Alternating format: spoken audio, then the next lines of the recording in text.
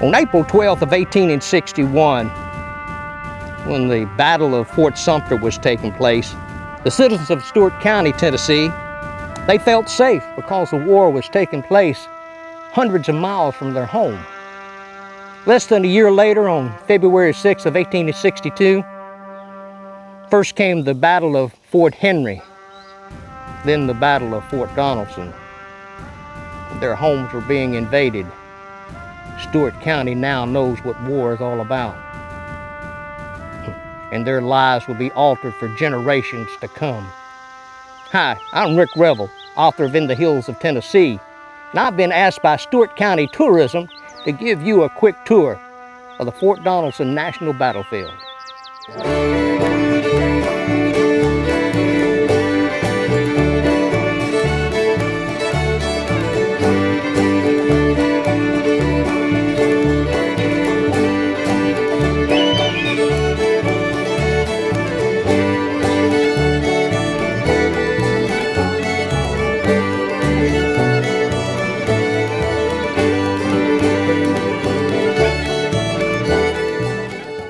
On April 14th of 1862, Admiral Foote's gunboats attacked Fort Donelson, and they were hoping for a quick victory.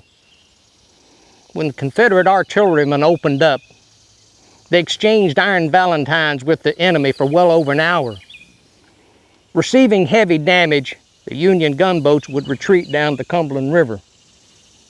When you come to Fort Donelson, you'll get a chance to stand on the very spot where those soldiers stood, and you get a chance to glance down the river where those Union gunboats retreated.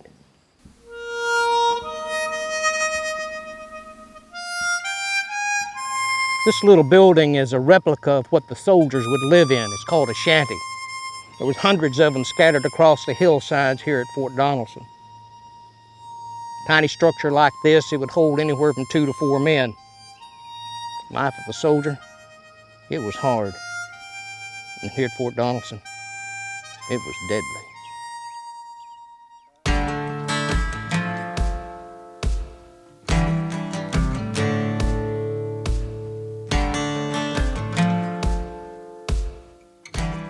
This is a 6-pound Napoleon, a smoothbore. It's sitting in a position where Porter's battery would sit. During the Battle of Fort Donelson, Porter's battery saw a lot of action. It's positioned at a place called the outer works or the earthworks, rifle pits, parapets. This was the outer protection for Fort Donelson. It is said by some when they come here in the still of the night, when things get real quiet, it is said that you can hear the voices of those soldiers and the artillerymen shouting out the orders. And sometimes you can even hear the gunfire in the distance.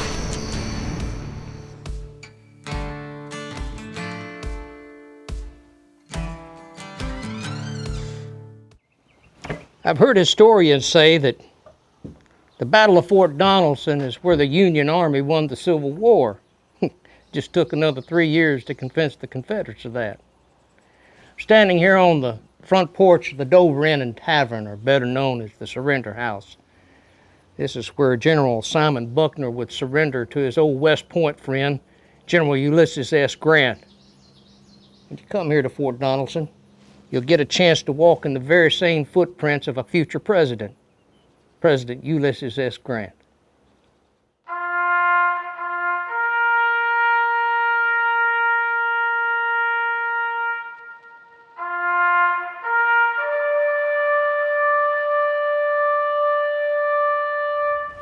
The National Cemetery at Fort Donelson has been here since 1867, and it's the final resting place of heroes of yesteryear.